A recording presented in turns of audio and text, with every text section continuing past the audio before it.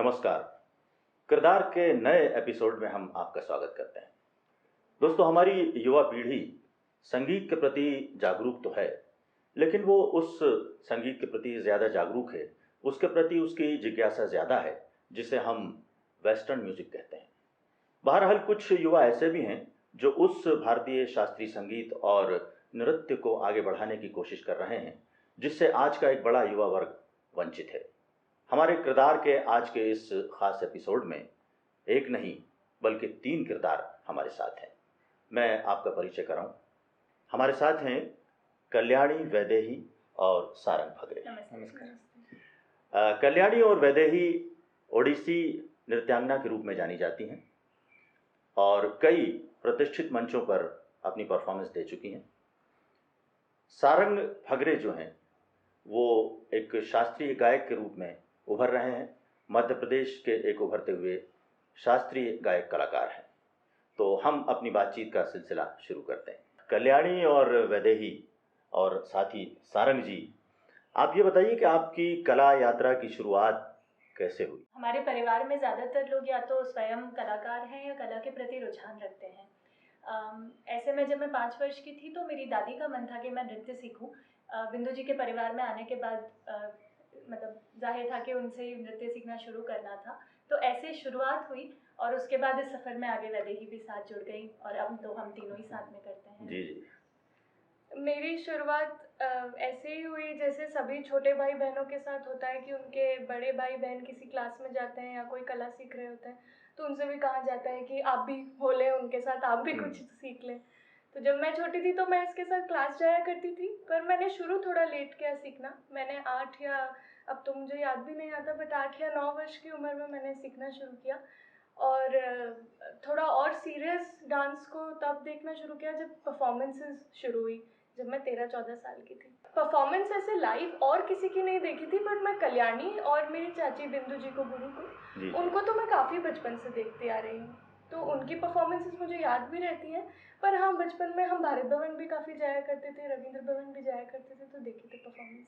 वैसे मेरी formal training तो कुछ वर्षों से ही शुरू हुई है, पर क्योंकि घर में ही संगीत और नृत्य इतना है तो मेरे ख्याल से पैदा होने से पहले से ही मैं संगीत सुनता आ रहा हूँ और तो बहुत नेचुरली रहा है। बस फॉर्मल ट्रेनिंग कुछ साल बाद शुरू हुई है। एक कलाकारों के परिवार में होने के नाते आपको कैसा लगता है? कला के प्रेमी और उसको प्रैक्टिस करने वाले परिवार से जब आप आते हैं तो आपको वो चीज़ की तरफ जो रुझान होता है, जो एक्सपीरियंस होता है, वो एक जनरेशन का एक्सपीरियंस आपको ऑलरेडी मिल जाता है, जिससे आपको शुरुआत करने में काफ़ी आसानी होती है। जो अगर आप उस परिवार में न जन्मे हो तो आप अगर बाहर के हो, आप किसी के पास सीखने जाएं तो वो आने में हो सकता है समझने में थोड़ा टाइम लगे, पर अगर आप बचपन से ही आपके अराउंड इतने सारे लोगों को देख रहे हैं जो ये प्रैक्टिस कर रहे हैं, और वो ऐसा नहीं होता कि फिर सिर्फ आप परफॉर्मेंस में देख रहे हैं, आप उन्हें रोज़ रोज़ उनकी प्रोसेस भी देख रहे होते हैं कि वो कैसे प्रैक्टिस कर रहे हैं, कैसे ज़िंदगी जी रहे हैं, तो उसका एक इम्पैक्ट बचपन से बहुत ज़्यादा गहरा होता है। लड़कियां जो होती हैं वो कुछ अलग सोचती हैं और अपने लिए कुछ एयर कंडीशन ऑफिस और आईटी का ज़माना है तो उसमें उसको वो पसंद करती हैं, उसमें जाना। तो आप दोनों का रुझान इस तरफ क्योंकि आप कला परिवार से थी तो हुआ, या आपकी चाहत भी थी अंदर से? और दूसरा एक अपने आप में एक जोखिम भी होता है आज के इस माहौल में। ये जो इस तरीके के ल्यूक्रेटिव जॉब्स करने का एक इच्छा होती है लोगों की कि एसी एयर कंडीशन ऑफिस में कुछ ऐसी जॉब करे, वो आई थिंक महिलाओं की और पुरुषों की एक जैसी होती है। हाँ, उसमें ऐसा कुछ नहीं है कि महिलाएं बहुत एस्पायर कर रही हैं कि हम ऐसा जॉब करें। आई थिंक एक पूरी जनरेशन ही एस्पायर कर रही है कि वो ऐसे जॉब्स ले जहाँ वो बैठ के और काम करें और पैसे कमाए। और आई थिंक जॉब दुनिया भी उसी तरफ, दुनिया का भी रुझान उसी तरफ है कि वैसे जॉब ज़्यादा आ रहे हैं मार्केट में, उस तरीके की ही जॉब। मेरा सवाल यही है कि इस दौर में जब आईटी का ज़माना है और बहुत कुछ बदला हुआ है, तो आपने ये जोखिम उठाया है या अंदर से कुछ आपको कलाकार था जो जाग गया? बचपन से नृत्य या संगीत भी अब सीख रहे हैं तो उसमें ये हो जाता है कि आप बहुत सारी वैल्यूज़ ऐसी उसमें देख लेते हैं जो आपको लगता है कि शायद और किसी जगह मिल नहीं पाएगी। तो उसमें फिर आप कुछ नहीं देखते कि आपको इसमें पैसे मिलेंगे नहीं मिलेंगे, आप कैसे ज़िंदगी आगे जिएंगे, पर बस उस कला साधना में जो आपको वैल्यूज़ मिल रही होती हैं वो इतनी ज़्यादा महत्वपूर्ण हो जाती है कि आपको लगता है कि इसके लिए तो हम सब छोड़ने के लिए तैयार हैं। और इससे जीवन में जो एक भराव आता है, मतलब जो वैल्यूज़ जीवन में आती जाती हैं, ऐसा लगता है कि शायद पता नहीं और कहीं जाते तो मिल पाती, नहीं क्या मिल बात है, पाती। वाह। तो इसलिए कभी इस तरह का द्वंद्व मन में होता नहीं है कि कुछ और करने का मन है या नहीं है। मतलब इससे जितना फुलफिलमेंट कह सकते हैं हमको मिलता है, उसके लिए हम काफ़ी चीज़ें छोड़ने के लिए तैयार हैं। वो कला परिवार से बाहर का व्यक्ति उतनी आसानी से उसका नहीं, और इम्पोर्टेंस नहीं समझ पाता है। इसकी सोसाइटी में भी उतनी इम्पोर्टेंस है। हाँ। मे बी अभी शायद एक मासेस में ज़्यादा लोगों में नहीं भी समझ में आ रही है, बट ये चीज़ें इस तरीके से कंट्रीब्यूट करती हैं सोसाइटी में कि सभी लोगों को इसकी ज़रूरत है। एक बार को आप इमेजिन कीजिए कि सोसाइटी में आर्टिस्ट नहीं होंगे तो या- बहुत छोटी छोटी चीज़ें हैं जो कि आपकी बदल जाएंगी सोसाइटी में। और अभी आई थिंक कोरोना के टाइम में मैं काफ़ी जगह पढ़ रही थी कि अगर आर्ट नहीं होती ज़िंदगी में तो हम क्या करते, क्योंकि कोरोना में आई थिंक सभी ने अपने अंदर का आर्टिस्ट एम्ब्रेस किया है। बिल्कुल आपने छोटी सही छोटी कुकिंग से लेके हम पेंटिंग, ये वो गार्डनिंग, कितनी सारी चीज़ें हम लोगों ने करना शुरू कर दी। सारंग, आप बहुत यंग हैं। आपके दोस्त में आपका जो फ्रेंड सर्कल है वो वेस्टर्न म्यूजिक की तरफ उसका रुझान ज़्यादा होगा। जी जी। तो जब आप शास्त्रीय संगीत की तरफ, शास्त्रीय गायन की तरफ गए तो दोस्तों का क्या रवैया था? कुछ परिवारों में समझ तो नहीं, पर कला का प्रेम ज़रूर होता है। तो जिन परिवारों से ऐसे दोस्त मिले जो इन परिवारों से आते हैं, उन दोस्तों से तो बनी रही, अभी भी बनी हुई है। और जो इस परिवार से नहीं आते थे, जिनको इसका प्रेम समझ नहीं आता था, उनसे थोड़ा थोड़ा दूर होते गए धीरे धीरे। या कुछ केसेस में उन्हें समझ में आने लग गया धीरे धीरे। ये भी होता उन्हें भी है, प्रेम हो बिल्कुल। गया। तो वो आप हमारी वजह नज़दीक से आ गए हाँ होंगे। जी, जी, जी, और जी। नज़दीक आ और गए। हमारी वजह से कला के ज़्यादा नज़दीक आ गए। क्या बात। क्योंकि उनको एक दृष्टि मिली कि चलो हमारा दोस्त ये कर रहा है तो वो क्या है देखें हम। तो दोस्तों का तो बस ऐसा हिसाब है। बाकी वेस्टर्न म्यूज़िक का जहाँ आप कह रहे थे, तो वेस्टर्न म्यूज़िक मैंने भी काफ़ी प्रैक्टिस किया है, अभी भी थोड़ा करता हूँ और मुझे खुद पसंद है। और एक लेवल पे वेस्टर्न क्लासिकल, इंडियन क्लासिकल या पॉप म्यूज़िक एक स्तर पे बहुत अलग सब नहीं है, और कुछ वैल्यूज़ अलग हैं, उसको प्रैक्टिस करने का तरीका अलग है, बहुत सारी चीज़ों में फ़र्क है। पर अगर हम संगीत के बिल्कुल कोर में जाएं या किसी भी कला के कोर में जाएं, तो वो उसमें एक सूत्र मिलता है जो सब में साथ में बंधा हुआ है। तो उस हिसाब से कुछ बहुत फ़र्क नहीं नज़र आता। बाकी आपका जिस तरफ रुझान ज़्यादा है आप उसको फॉलो कर लेते हैं, क्योंकि घर में शास्त्रीय संगीत था इसलिए मैंने उसको चुना, या उसने मुझे चुना। दोस्तों, ये 3 युवा कला साधक जो आज हमारे साथ हैं, इनको आपने कभी एक साथ परफॉर्म करते हुए मंच पर देखा होगा, और अगर नहीं देखा तो आप अब देखिएगा। मैं आप तीनों से ये जानना चाहता हूँ कि आपकी पहली परफॉर्मेंस कब, कहाँ और कैसे हुई, और आपकी फीलिंग्स क्या थी उस वक्त? मेरी पहली परफॉर्मेंस हुई थी उत्कल दिवस के उपलक्ष्य में, उत्कल समाज में, जब मैं 9 वर्ष की थी। तो मेरे साथ 2 और लोग थे जो तब ओडिसी सीखते थे, हम तीनों साथ में। और छोटा सा सेलिब्रेशन था, ज़्यादातर घर के लोग, कुछ समाज के लोग और मित्रजन थे। तो अब तो खैर बहुत समय हो गया, बट आई एम श्योर कि उस वक्त मैं नर्वस तो थी काफ़ी, क्योंकि बिल्कुल पहला परफॉर्मेंस था, हालांकि बहुत छोटी सी जगह में, दिन के समय में था। पर अब मेरी मेमोरीज़ आई थिंक है, मतलब खुश मेमोरीज़ हैं उससे रिलेटेड, और अब इतना याद भी नहीं आता, इतना समय हो गया करके। तो हाँ, वो मेरा पहला परफॉर्मेंस था। मेरा पहला परफॉर्मेंस था जब मैं 13 साल की थी। पहला परफॉर्मेंस कल्याणी के साथ ही था।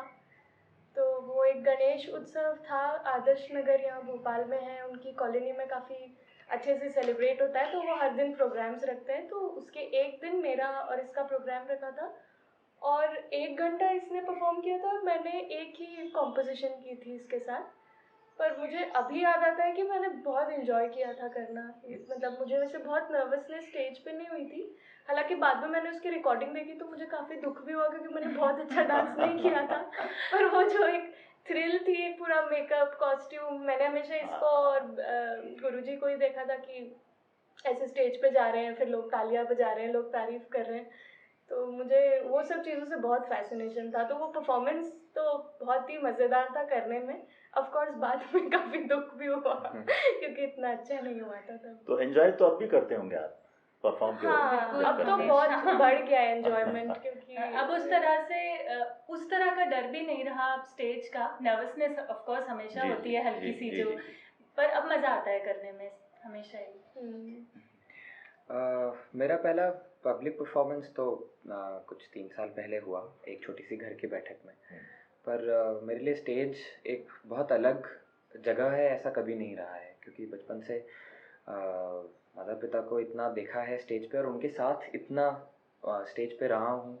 कभी अनाउंसमेंट कर रहे हैं, कभी साउंड सिस्टम संभाल रहे हैं, कभी जिस परफॉर्मेंस की वैदेही ने अभी बात करी, उस परफॉर्मेंस में वैदेही की जो पहली परफॉर्मेंस थी उसमें मैंने अनाउंसमेंट करी थी। हाँ, इसका वो भी debut मराठी था। में हाँ। मराठी में अनाउंसमेंट और करी। तो कभी मंजीरा बजा रहे हैं, कभी सारंग बहुत समय तक हमारे साथ फोटोग्राफी भी करता था, तो अगर हम अच्छा, परफॉर्म अच्छा, कर रहे हैं तो अच्छा। सारंग फोटोग्राफी भी वो वाह। ऑलराउंडर है।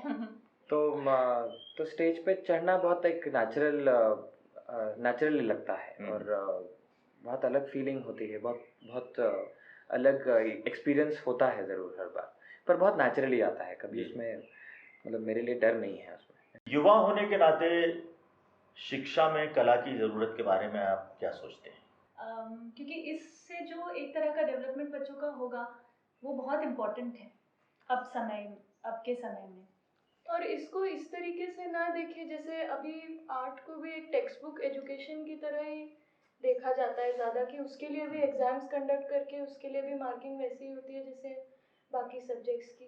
बट आप उस तरीके से आई थिंक एजुकेशन सिस्टम में देख सकते हैं जैसे कि आप एक विजन डेवलप करते हैं, जैसे एक साइंटिफिक लेंस के थ्रू आप चीज़ें देखते हैं, वैसे आप एक आर्टिस्टिक लेंस के थ्रू चीज़ें देखना सिखाएं बच्चों को। कंपार्टमेंटलाइज ना करें आर्ट को कि आर्ट सिर्फ उस क्लास तक या एक एग्जाम तक सीमित है या एनुअल फंक्शन तक सीमित है, उसको कंटिन्यू रखें पूरे साल भर में अलग तरीके से बच्चों का एक तरह के अगर आप एजुकेशन में जैसे अभी अगर मेन स्ट्रीम एजुकेशन सिस्टम को देखें तो अगर आप 12 साल वही उसी तरीके की पढ़ाई करते हैं, उसी तरीके की आपकी एक सोच डेवलप हो जाती है, जिसके बाद जब आप 12वीं के बाद बाहर निकलते हैं तो आर्ट्स जैसा कोई सब्जेक्ट इतना एलियन लगता है और एक आर्टिस्ट की लाइफ भी इतनी एलियन लगती है। आपको ऐसा लगता है ये क्या थॉट है, ये कैसी सोच है, ये कैसा जीना है। तो ऐसा ना हो, एक होलिस्टिक डेवलपमेंट के लिए कि इसलिए ऐसा होता है कि वो आर्ट की स्ट्रीम चुनना भी इतना मुश्किल हो जाता है क्योंकि वो जस्टिस नहीं कर रही है। अभी का मेन स्ट्रीम एजुकेशन सिस्टम है वो आर्ट को तो जस्टिस नहीं कर रहा है जिस तरीके से सिखाया जाना चाहिए। और हम ऐसा बिल्कुल नहीं चाहते कि समाज में सब कलाकार बन जाए। अगर सब कलाकार बन गए तो शायद समाज में चलेगा ही नहीं। चलेगा ही नहीं। सब कलाकार नहीं बन सकते बट सब ऐसे हो सकते हैं जो कि कला को के समझे और एटलीस्ट मतलब जिज्ञासा तो हो, क्यूरियोसिटी हो कि ये क्या है, खुद को एजुकेट करने की कोशिश करें। एक साइंटिफिक माइंड इम्पोर्टेंट है आपको नॉर्मली ज़िंदगी जीने के लिए, ठीक डिसीजंस लेने के लिए। वैसे ही आई थिंक आर्टिस्टिक माइंड का भी एक बैलेंस होना चाहिए। सेंसिटिवली लाइफ को जीने के लिए मुझे लगता है कि ये कलाएं बहुत इम्पोर्टेंट है। एक कंपैशनेट जीवन जिए, एक सेंसिटिव जीवन जिए, एक जीवन ऐसा जिए कि अवेयरनेस के साथ हो आपके अराउंड चीज़ों के लिए।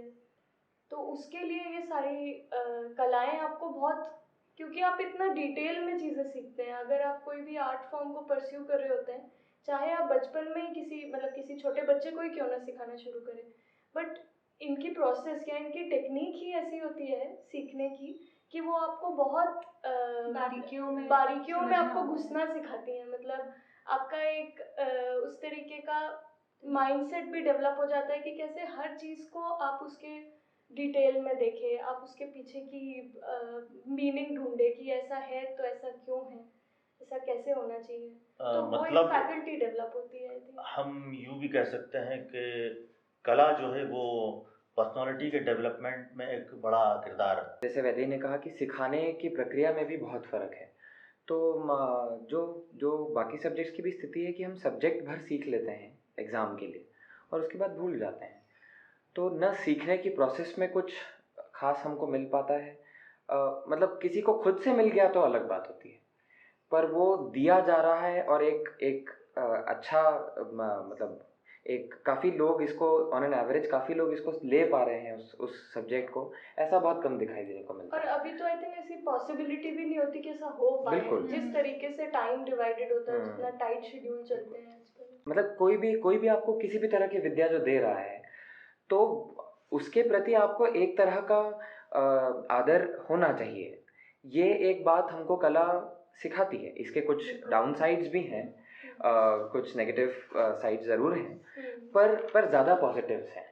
और स्कूलों में ये थोड़ा कम ज़रूर होता जा रहा है कि हम एक आदर शिक्षक के प्रति हम आदर नहीं रख पाते हैं और सिखा भी नहीं पाते हैं बच्चों को कैसे आदर रखना। अब ये हो गया है कि पैसे दे दिए, आपका काम है पैसे देके पढ़ाना हमको, बाकी हम देख लेंगे अपना। वैसे अभी जो बात आपने कही उसमें से एक सवाल ये निकल कर आता है, और वो इसलिए भी ज़रूरी है आपसे क्योंकि आप एक कला परिवार से हैं। कलाकार के लिए जीवन यापन कितना मुश्किल होता है, कितना आसान होता है?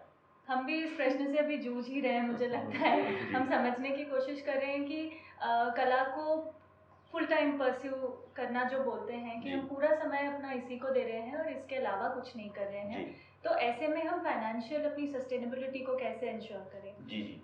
तो मुझे लगता है कि इसमें कई बार ये सवाल मन में उठता है कि हम जहाँ एक तरफ कला की उन वैल्यूज़ की बात कर रहे होते हैं जिसमें सादगी है, जिसमें डिवोशन है, जिसमें अपना मतलब स्वत्व छोड़ना है, और उसमें ये डाइकोटमी कि आपको जब बाहर फाइनेंशियल कुछ करना होता है तो जैसे हमें ही सब लोग परिवार के लोग बोलते रहते हैं कि तुम अपनी अपनी प्रैक्टिस कमरे में करते रहोगे तो उसका क्या फ़ायदा है, तुम किसी को दिखाओगे ही नहीं। और हमारे मन में चलता रहता है कि हम खुद ही कैसे दिखा दे कि हम क्या कर रहे हैं, या अपने ही बारे में कैसे बोले। ज़्यादातर हम मार्केट में देखते हैं कोई चीज़ कोई कंपनी बेच रही है, अब यहाँ तो हम जो कर रहे हैं वो हम ही प्रोडक्ट है, हम ही उसको मार्केटिंग करने वाले हैं। तो ऐसे में बड़ी मुश्किल हो जाती है कि तो हम भी समझ ही रहे हैं आई थिंक ये प्रोसेस की कैसे फाइनेंशियल स्टेबिलिटी हम अपने लिए इंश्योर करें। आई थिंक एक चीज़ से बहुत इजी हो जाता है जो कि बहुत मिनिमम है और बहुत आर्टिस्ट को वो भी नसीब नहीं होती, कि एक तो सपोर्ट आपका हो, एक इकोसिस्टम हो फैमिली का।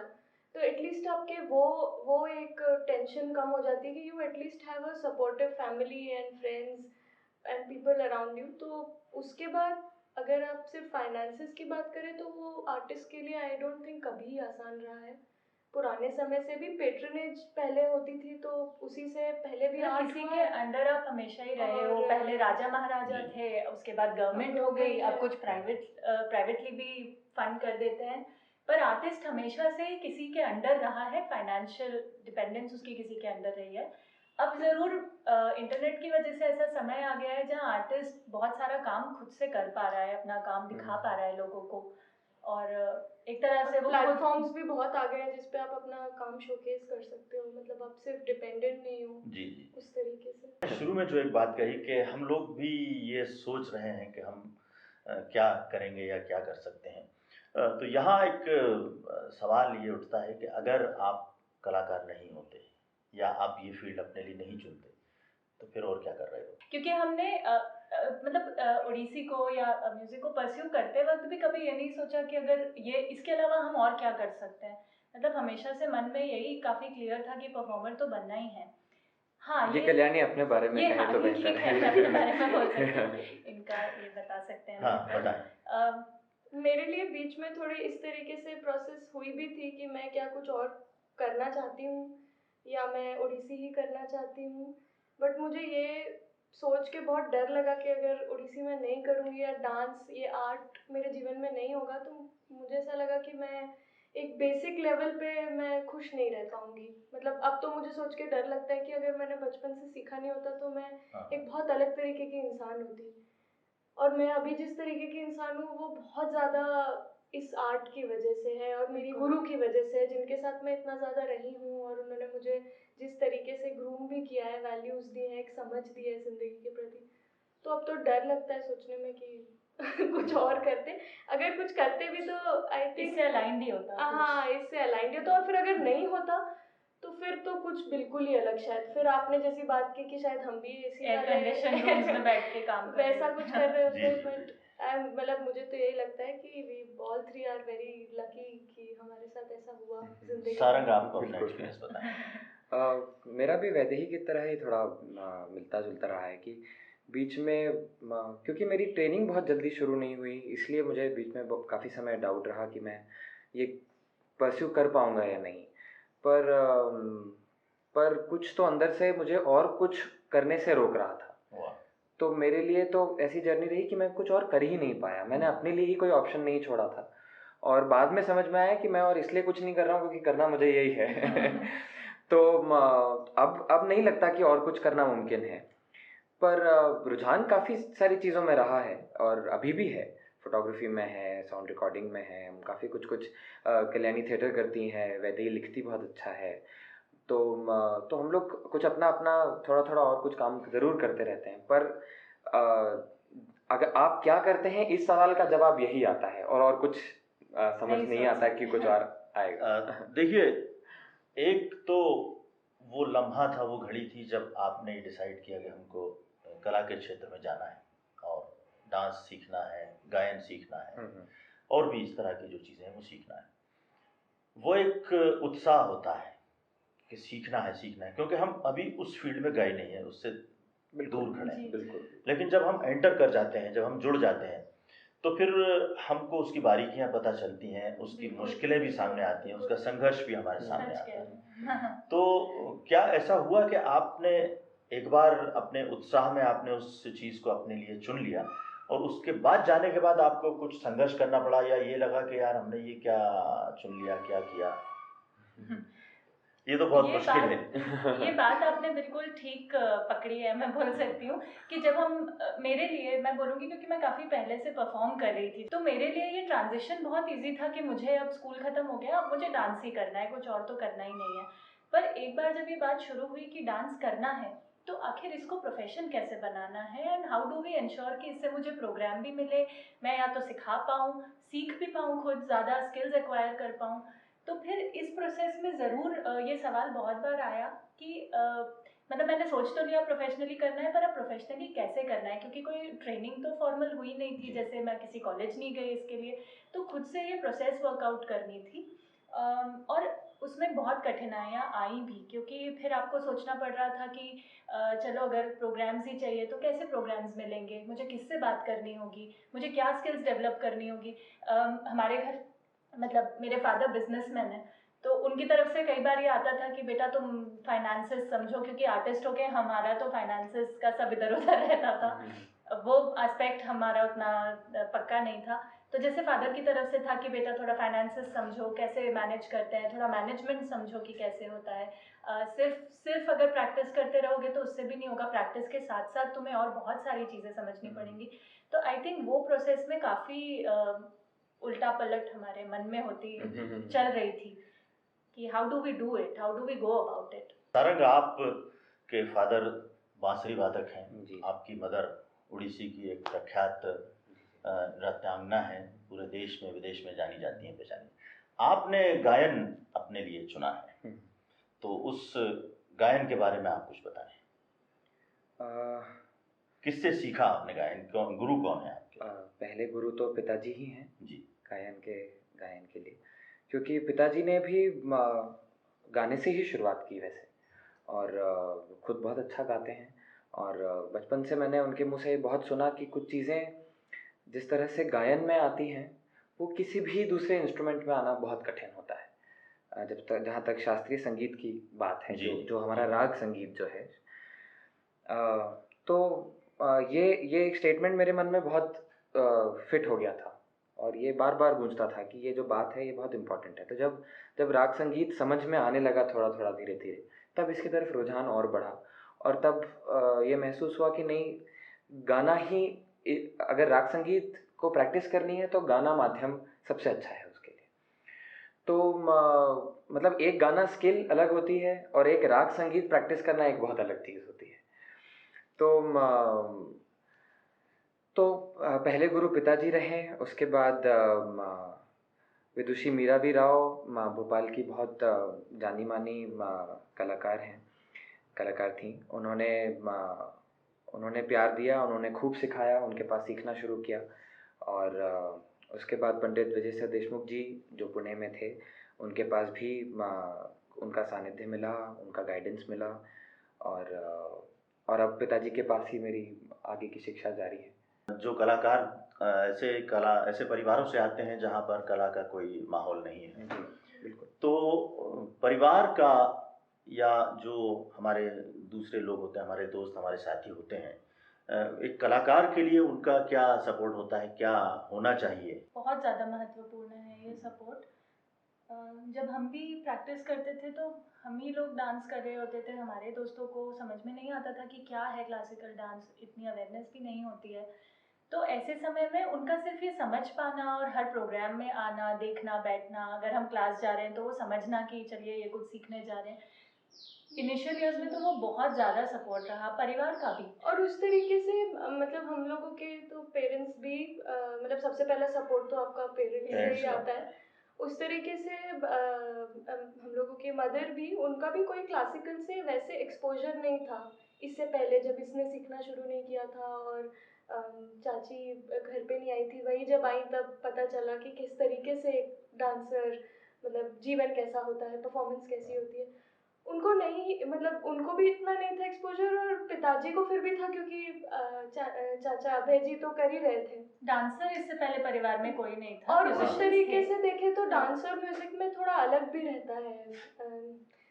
तो मुझे ऐसा लगता है कि उनके पार्ट पर भी इस तरीके से सोच लेना कि हाँ हम दोनों फुल टाइम करने वाले हैं। एज पेरेंट्स भी आई थिंक उनका बहुत सपोर्ट रहा। उन्होंने कभी ऐसा नहीं बोला, ना मुझे भी नहीं बोला कि अब कल्याणी कर रही है तो तुम कुछ और करो, तुम कुछ ऐसा कर लो कि तुम पैसे ही कमा लो। भाई मुझे खुद भी कभी एक्सपेक्टेशन थी कि हाँ दोनों लड़कियां आर्टिस्ट हैं, तो बट उनका बहुत सपोर्ट रहा हमें। और बाकी परिवार एक्सटेंडेड तो था ही।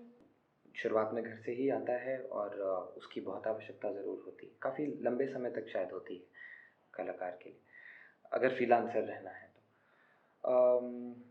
जहाँ तक इमोशनल सपोर्ट है तो ऑफ कोर्स हमारे तो घर में ही है, तो घर से तो बहुत ज़्यादा था। पर जो एक्सटेंडेड परिवार है या मित्रगण हैं, उन लोगों से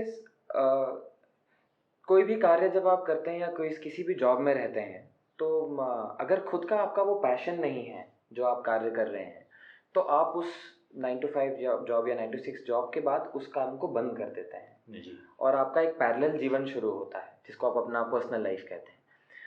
और कला में या जो कोई भी काम अगर आप पैशनेटली करें, आप खुद भी लिखते हैं, बहुत अच्छा बोलते हैं, तो आपको भी ये बात पता ही है कि वो काम कभी बंद नहीं होता। आपके मन में, अगर आप लेखक हैं तो आपके मन में कोई कविता, कोई कहानी, कुछ ना कुछ पूरे समय उबल रहा है, पक रहा है। और जब तक ये नहीं होगा तब तक आप उसमें पूरी तरह अपना जीवन व्यतीत करने का नहीं सोच सकते या नहीं सोचना चाहिए।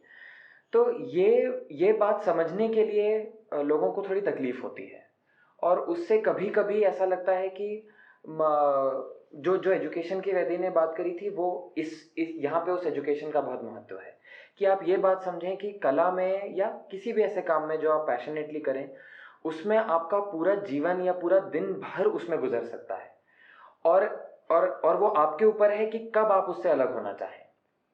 वो ऐसा नहीं होगा कि अब 6 बज गए, अब मैं इससे अलग, और या अब आज संडे है तो आज मेरी छुट्टी, या तो ये कभी होता ही नहीं है, हमारे लिए छुट्टी होती ही नहीं है। तो वो छुट्टी कब होती है? जब हम डिसाइड करते हैं, जब हमको लगता है कि अब हमको ब्रेक चाहिए इससे। कोई भी आम आदमी अगर अपना काम बहुत पैशनेटली करता है तो वो 10 से 5 में खत्म नहीं करता है।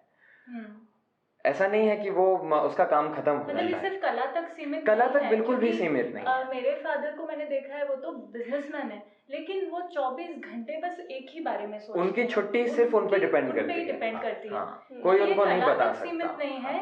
कोई भी इंसान अगर कोई भी काम पैशनेटली करना चाहता है तो वो उसमें कभी कोई ऐसे लिमिट नहीं रख सकता टाइम। आई थिंक बस कलाकारों के साथ ये हो जाता है कि हम किसी भी इंस्टीट्यूशन में नहीं होते उस तरीके से कि बहुत डिफाइंड वर्किंग आवर्स हैं या कोई लॉज हैं या संडे तो छुट्टी। और एक बहुत बड़ी बात कि आपको डायरेक्ट उसका कुछ रिटर्न्स नहीं मिल रहा है, जिसकी वजह से वो एक्सेप्टेंस खुद में भी आने में समय लगती है। हम खुद भी उससे स्ट्रगल कर चुके हैं, और अभी भी कभी कभी वो आ जाती है स्ट्रगल कि ये हर चीज का रिटर्न मॉनेटरी नहीं होता, उस तरह से नहीं होता है। और आपको कोई भी काम करना है तो वो खुद के ही लिए करना है। यदि आप प्रैक्टिस भी कर रहे हो तो उसके लिए आपको कोई कुछ दे नहीं रहा है, आपको अपने लिए प्रैक्टिस करनी है, ताकि आप अपने आप को इतना मांझ लें उस कला में कि आप जब वो कला प्रेजेंट कर रहे हो तो आप एक अच्छा माध्यम बन पाए। बिल्कुल। आप तीनों ने जो बात कही उस तीनों की बात को अगर एक जुमले में, एक वाक्य में समेटा जाए तो वो ये है कि आदमी को अपने काम से इश्क करना चाहिए, बिल्कुल। और वो आपको है। यादगार परफॉर्मेंस हो, कोई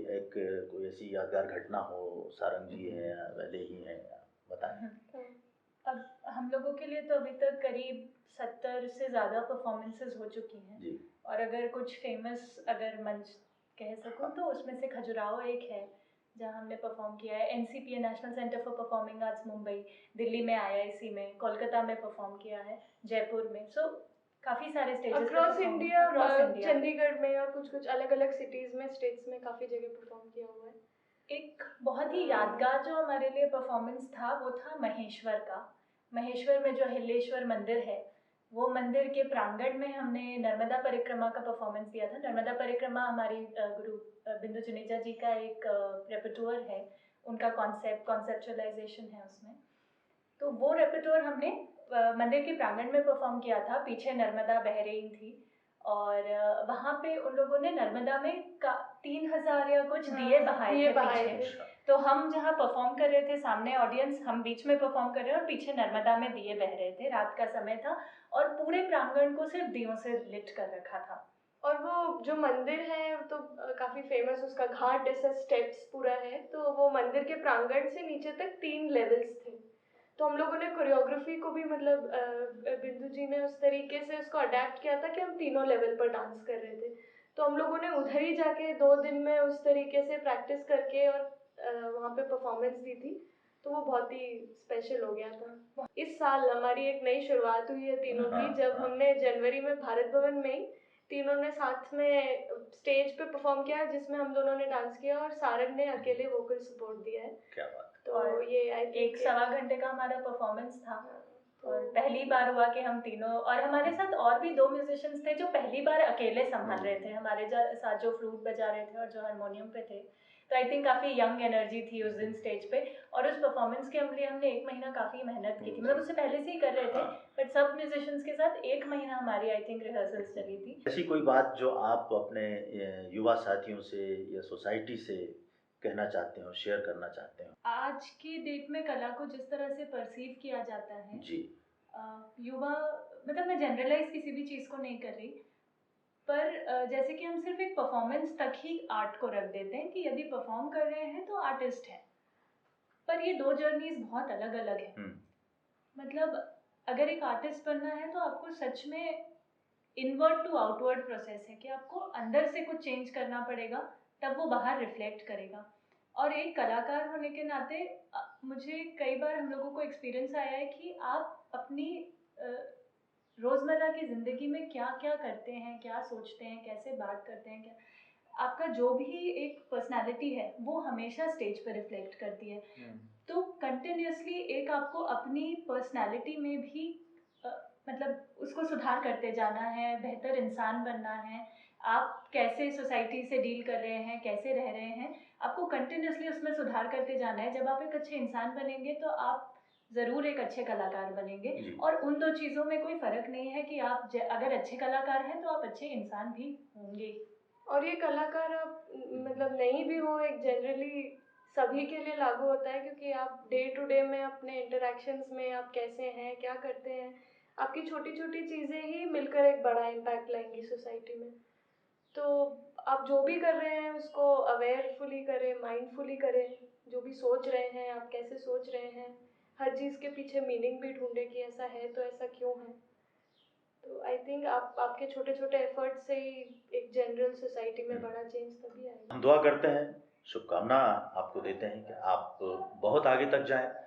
जो कुछ आपने सोचा है आपको उससे भी आगे की मंजिल मिले। आप अपने परिवार का, अपने शहर का, अपने देश का नाम सारी दुनिया में रोशन करें। किरदार का हमें एक हिस्सा बनाने के लिए आप दोनों का, बद्री जी और अनिल जी, आप दोनों का बहुत बहुत धन्यवाद। मैं उम्मीद करती हूँ कि हमारी जो आज बातचीत हुई है, हम किसी तरह से इस आपके इस पहल में कुछ कंट्रीब्यूट कर पाए होंगे। आपकी मुलाकात हमने कराई 2 ओडिसी नृत्यांगना कल्याणी और वैदेही से, और एक उभरते हुए युवा शास्त्रीय गायक सारंग फगरे से। आइंदा हम आपको और ऐसे ही कुछ किरदारों से मिलवाएंगे। हमारे इस किरदार द सफ़रनामा से आप हमेशा की तरह जुड़े रहिए। अब इजाज़त दीजिए।